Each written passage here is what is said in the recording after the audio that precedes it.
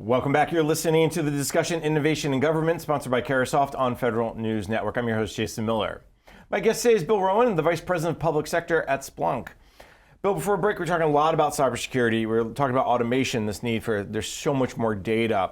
One of the things that Splunk, I think, did to address this ever-growing threat is join the Joint Cyber Defense Collaborative. The Cybersecurity Infrastructure Security Agency at DHS put this together. I want to talk a little bit about that collaboration and how, and other efforts, of course, about how that's leading to agencies and industry, really, to a more proactive defense stance. So, you know, it's interesting. I got to give the government a lot of credit in this respect, is that understanding that the challenge that is out there in front of us is not one agency to decide, not one agency to try to fix. It really is a collaboration between industries and the agencies. And that extends actually well beyond just simply CISA, obviously. But, you know, what Splunk has tried to do on a regular basis is not just continue to keep the agencies informed of here's where the roadmap is and here's the implications back to organizations, but it's also to try to look and change the paradigm a little bit.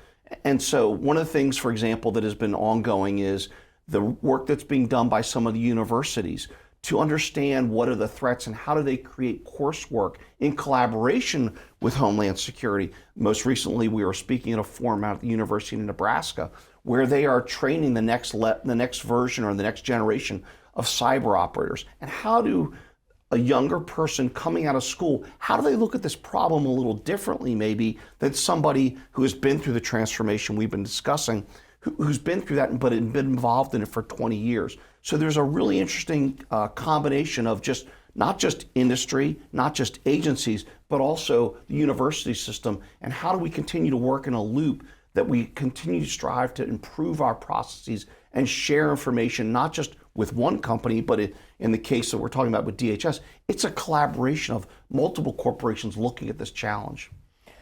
The JCDC is not a new idea in the sense of there's been this push for years from DHS, even before CISA was CISA, when it was MPPD, to create this information sharing, but it's always been tough. Do you get a sense of why now it's a less tough, or is it, what's the recognition that changed? I think that, you know, unfortunately these things take time to evolve. And I think that whether you look at the past administration or the current administration, there is certainly a lot more openness and a lot more willingness to not only say, here are the problems we're struggling with and what can industry do, but I also give credit that you see people from DHS and you see people from other agencies attending more different types of cyber or security forums around the country that aren't your typical federal focused type initiatives. The Aspen Institute is this upcoming week up in New York. And so you find them attending these type of forums to understand from a broader perspective, how do we go attack this particular problem? So I give credit, it's an evolution, and I think that they're learning more about how do they do this in a better and a broader scale than maybe initially anticipated. And so much of it goes back to the trust factor. I think the pandemic and the innovation that came from it created better trust. Hey, I have to fix this digital issue, this service I'm giving. Okay, Splunk, do it for me. Oh, look, that worked. Now we're creating that bond. That little bit of a win created a bond. Now, okay, now let's expand that bond, whether it's with you all or whomever in industry. I think that's also helping to create it. And then, of course, the cyber challenge is worse than ever before. I mean, you're absolutely right. And I think that the other part, too, that we see coming about from industry in general is when we find one of those particular areas that can be solved. I don't believe, at least at Splunk, and from what I see from my counterparts across the industry, we're not just trying to hoard that ourselves and saying, how can we make money on this? How can we go and share this particular tool or this particular part of a platform to a client? We're openly talking to the community about what can we do to improve these processes. One of the things, for example, at Splunk is we have an app store of close to 2,800 applications. Most of them are free that were developed not just by us, but also by customers who have found ways to automate and ways to do things that can add value. And we want to share that as much as broad as we can and make it free for our customers to use. And part of that, I want to So go back around to, you talked about the work you are doing and seeing with the research institutions, colleges, and universities.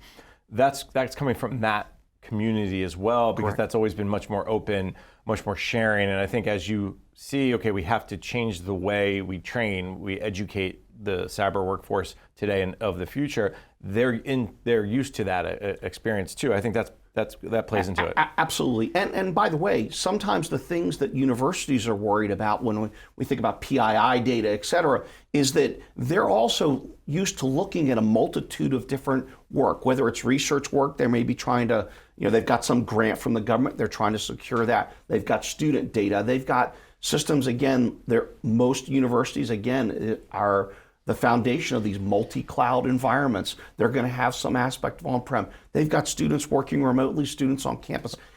Interestingly, if you look at it, the situation is very, very similar to that which government is trying to deal with at the same time. So there's a great training field there. And then if you add the fact that they bring in a lot of international folks, government Absolutely. does too. I was on a panel recently with the National Science Foundation, and they were talking about something effective 1 in 8 or 1 in 10 of their employees are kind of fellows from other areas, other parts of the country. Yep. One of the things you mentioned when we talk about cybersecurity and the JCDC and automation is the integration that's happening in the industrial control systems area. And I just want to go down that path briefly, because I know it's an area that's getting a lot more attention, the OT-IT discussion, right? Operational technology.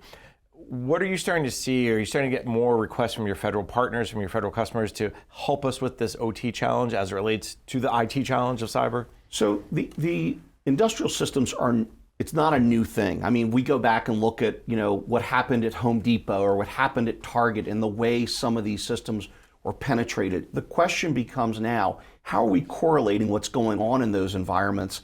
Whether I'm looking at Department of Energy locations, whether I'm looking at military locations, whether I'm looking at just individual campuses downtown of individual agencies.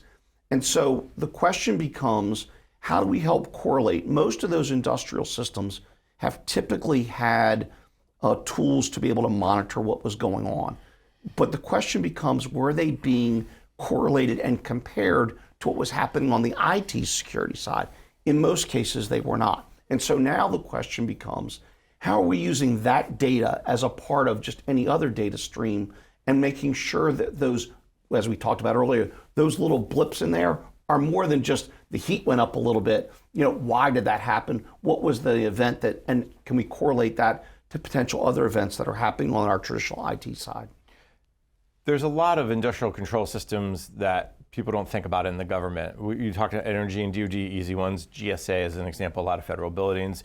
Are you starting to get requests from places like that or interest or RFIs or whatever you're seeing for that correlation to happen in areas that you're like, oh, I didn't even think about?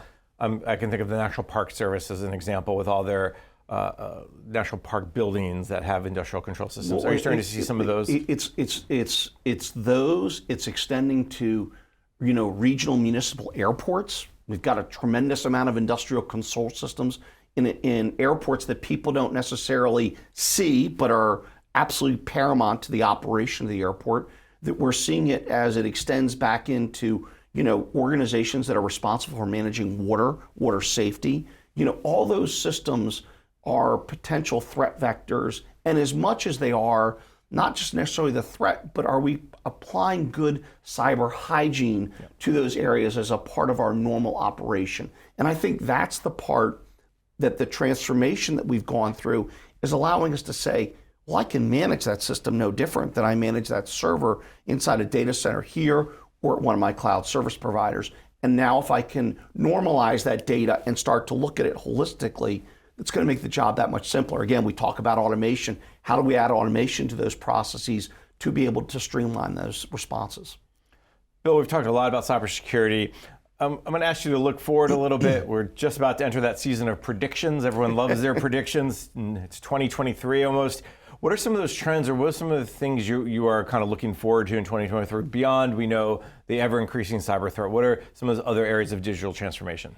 Well, I think that there's no question agencies have benefited greatly from the transformation that is going on. And I think the single biggest challenge an agency is going to face is how much further can I push it? How much Further, are my employees ready to take that next step? And some of that is we already see that aspect in some aspects of remote work, obviously. But the question that I think is most interesting is, as we start to see modern applications now come up online, where we can start to put some of these security parameters in the applications as microservices as they're built, how does that redefine the way we actually manage some of these environments? Can we build some of the automation, some of the observability of what's going on in the environment? Can we actually build those into services that are part of modern applications? That has the ability to help redefine the way we actually operationalize security across the board. And I think that, to me, is going to be one of the great challenges. And there certainly are agencies that are ready to take that next step because they see the benefit. And quite candidly, as we mentioned earlier, doing it the way we did things 3 to 4 years ago, we just can't, we're never going to hire enough people. We're never going to be able to keep up with it, the data growth. So we've got to help redefine the way we attack this problem. Folks may be listening and going, oh, he's just describing SecDevOps or DevSecOps, depending on which way you want to talk about it. But it sounds like you're not just talking about development, it's the continuous monitoring piece. It's the continuous monitoring, because when we start to get to that particular point in inflection, that is going to have a ripple effect into the other ways we've looked at and managed these environments. And if we don't change those things, all we've done is create another bottleneck. Right. And no one wants to go back to that particular area and say, this is great, we did all these new services, but we really can't take advantage of them because it puts a strain on our security profile. That's just not going to operationalize work in the long term. The other theme I keep hearing, I think federal executives talk to, and I'm sure Splunk sees this too, is the workforce. And you got to have a workforce conversation these days, like you got to always have a cyber conversation. You talked about automation as helping to solve that shortage of cyber workers.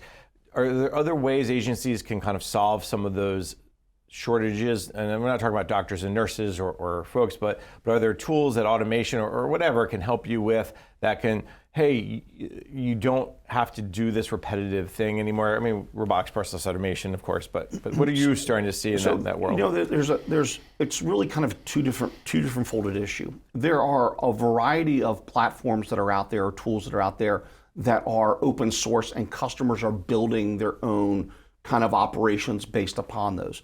And that certainly is going to take skills, and it's going to take people to be able to continue to maintain.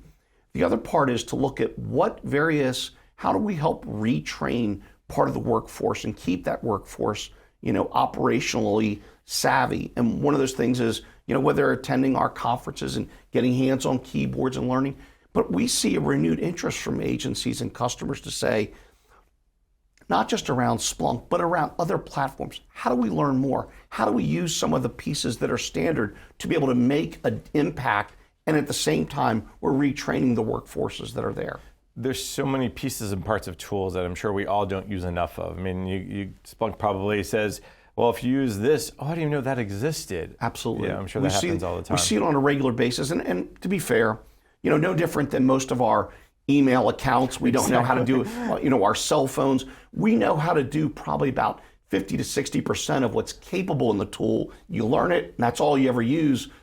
No one's ever taken a class on how do you use email. Exactly. So maybe our grandparents. Definitely my parents. There you go. Bill, I've always enjoyed our conversation. Unfortunately, we are out of time today. So let me thank my guest. Bill Rowan is the Vice President of Public Sector at Splunk. Bill, thanks so much for taking the time. Jason, thank you for having me. I'm Jason Miller, and you've been listening to the discussion Innovation in Government, sponsored by Carahsoft on Federal News Network. For more on this discussion, visit federalnewsnetwork.com and search innovation.